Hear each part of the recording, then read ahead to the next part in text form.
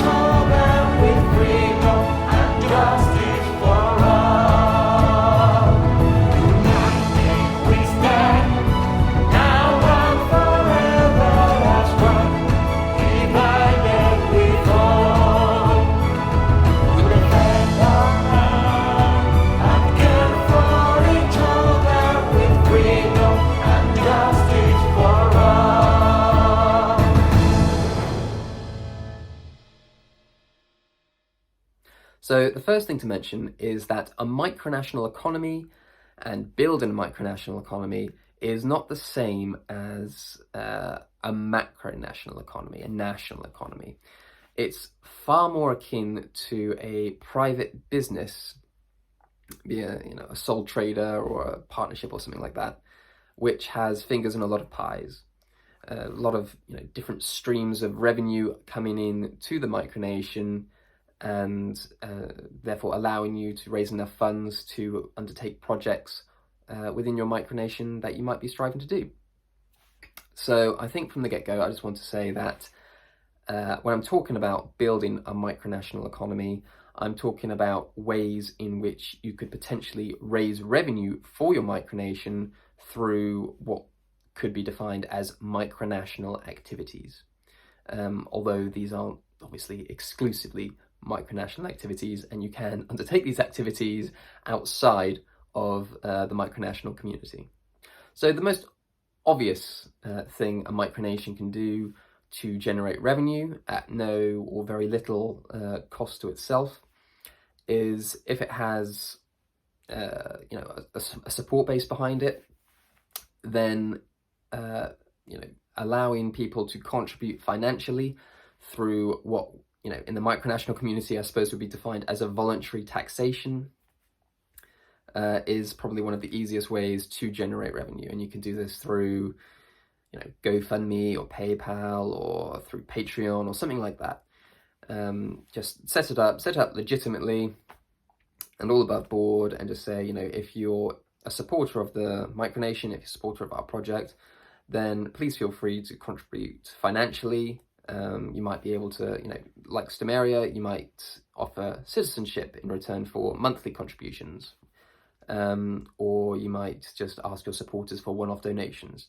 But that's a system that Stomaria had for a long time, but it was quite difficult to have a, sort of a financial plan in place if the donations were quite sporadic. It's far better, in my opinion, to have a relatively predictable stream of revenue, because then you can plan ahead.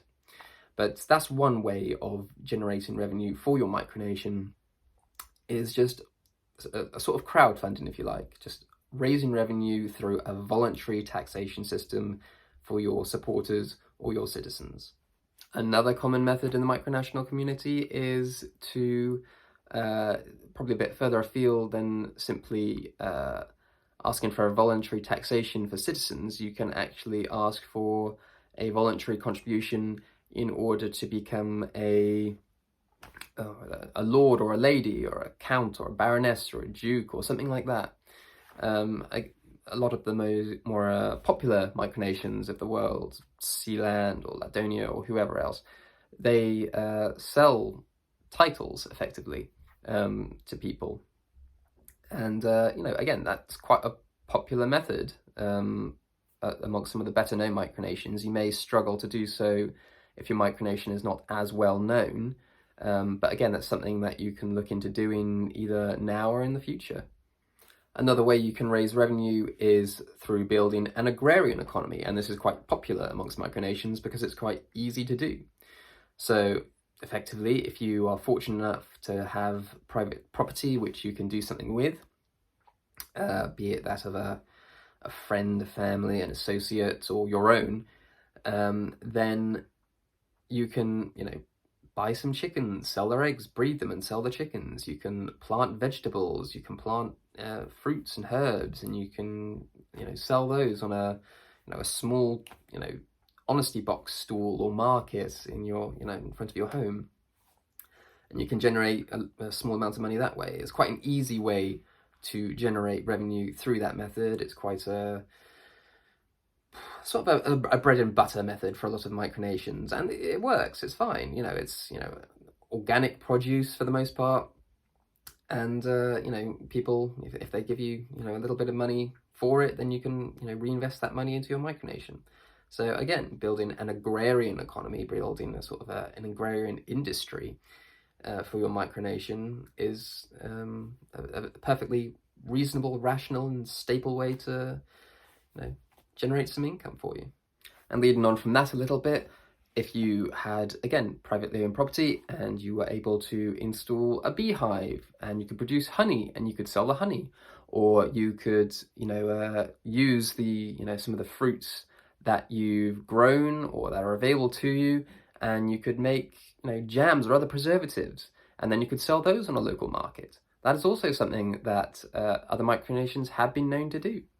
And if you do have privately owned property, privately owned land, and there are particular resources on that land in abundance, be it, I don't know, timber or clay or flint or something, maybe you can, utilize those in some capacity. Maybe you can just simply gather or collect or harvest those resources and sell them to the wider world, or sell them to other micronations.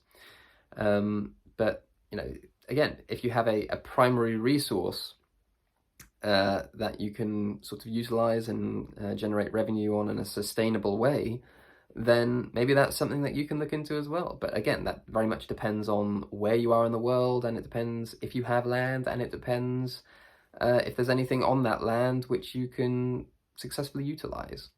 Something else that you might be able to do, if you have private property or privately owned land, then you may be able to rent out that land to, not necessarily another micronation, but certainly to someone in the real world if they have a real world use for it. If you own a field, but you don't have a particular use for that field and you don't intend to do anything with that field, then you can, let other people rent it for, I don't know, sheep or horses or something. It's just, finding a way to utilize that land in some capacity. Or maybe even not even livestock. Maybe you could rent it out for events, or maybe your micronation itself could host events and then get people to pay an entry fee to come and see your micronation.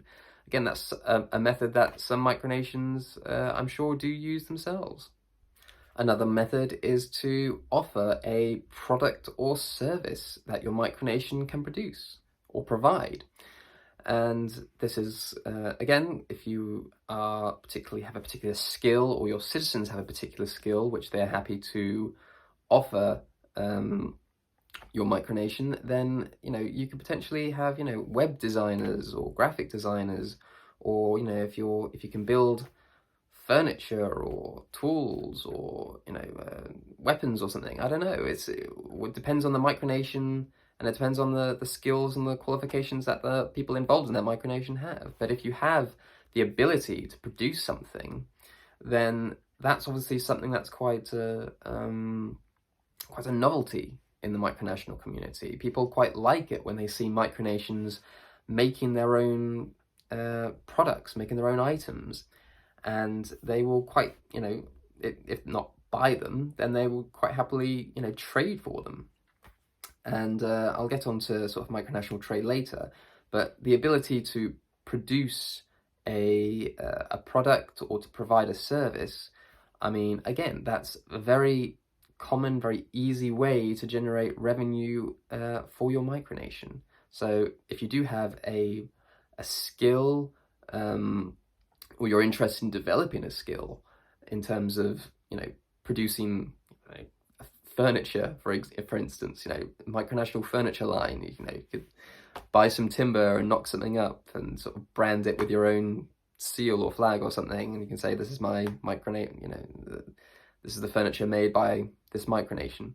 Then that's something that's a novelty that people may well find interesting, if not within the micronational community, possibly even the wider world. So again, if you have a skill, or if you want to develop a skill, then do that, and then hopefully you can generate revenue that way. And depending on how popular your micronation is, or how popular you're expecting it to be, you can produce either yourself, or you can have it produced for you, various micronational merchandise, passport covers or flags or badges, things like that. And you can sell them to your supporters or people who are interested in micronations. Again, a very common method of raising revenue within the micronational community is just to organize the production of various merchandise and selling it to the people who are interested in the project and wish to contribute financially to the project, but also at the same time receive a token of appreciation for that contribution. So again, micronational merchandise, produce something and sell it. If you already have some capital behind you and you're not quite sure what to do with it, you might want to consider investing that money through your micronation, through some sort of account that's segregated for your own personal finances, and buy shares in the stock market with it, or something to that effect, and that can potentially pay you dividends, depending on the stocks you buy. And again, that's a method that Stomaria has used in the past to generate revenue. It's a method that some other micronations also use. It's a way of retaining the capital. I mean, obviously your capital is at risk when invested in anything, but if it all pans out, or if you leave it there long enough, then hopefully a regular return, either on a monthly or a quarterly or an annually basis, will generate a relatively predictable flow of revenue for your micronation. And if your micronation has a presence on social media in a big way, then maybe you can monetize some of your social media accounts, Facebook or YouTube. I don't know how popular that method is within the micronational community, because I think it is quite difficult for micronations to reach certain thresholds that are required on various social media outlets in order to become monetized and start generating revenue. Stomaria itself only recently became monetized on YouTube, and so we're generating revenue on a daily basis. Very small amount of revenue at the moment, but we are generating revenue on a daily basis based on the number of views and the number of watch hours that our YouTube channel has.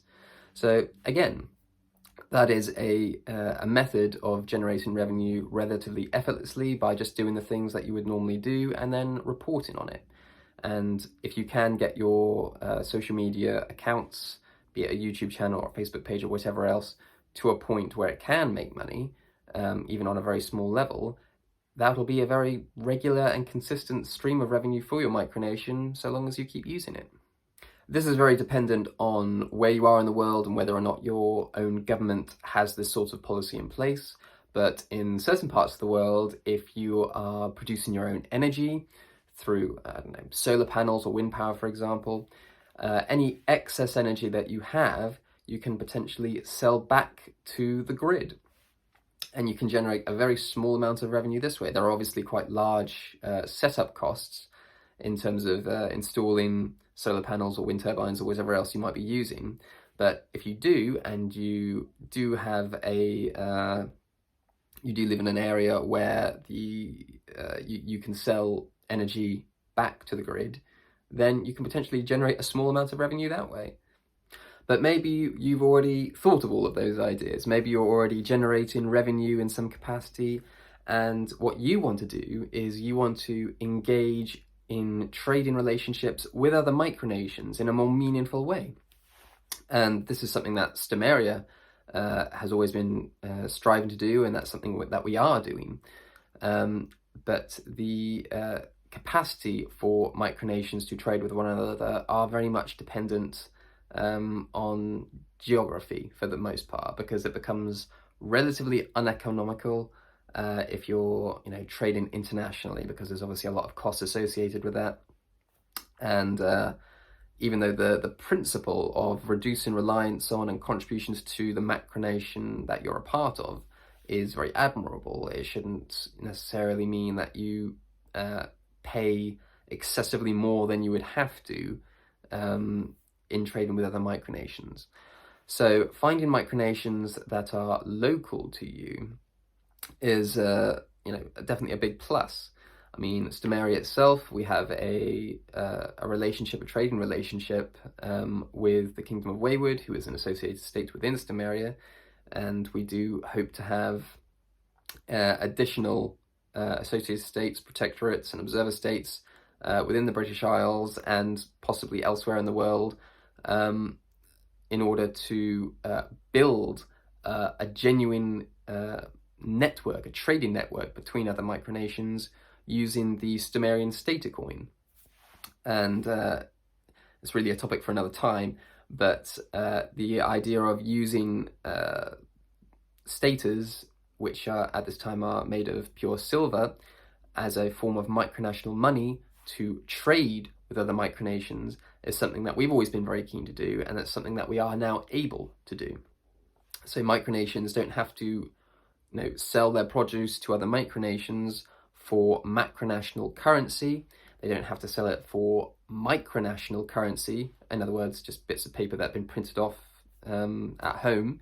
They can actually purchase goods and services from other micronations using pure silver, something that has intrinsic value.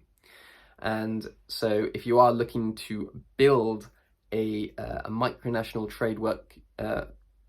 a micronational network in terms of trade yourself, then I think an important component of that, if you're not looking to use micronational currency, and if you're not looking to use macronational currency, and you're not overly keen on the rather inefficient means of bartering, then certainly using a commodity money, a sound money like gold and like silver is a must. It doesn't necessarily have to be micronational in nature.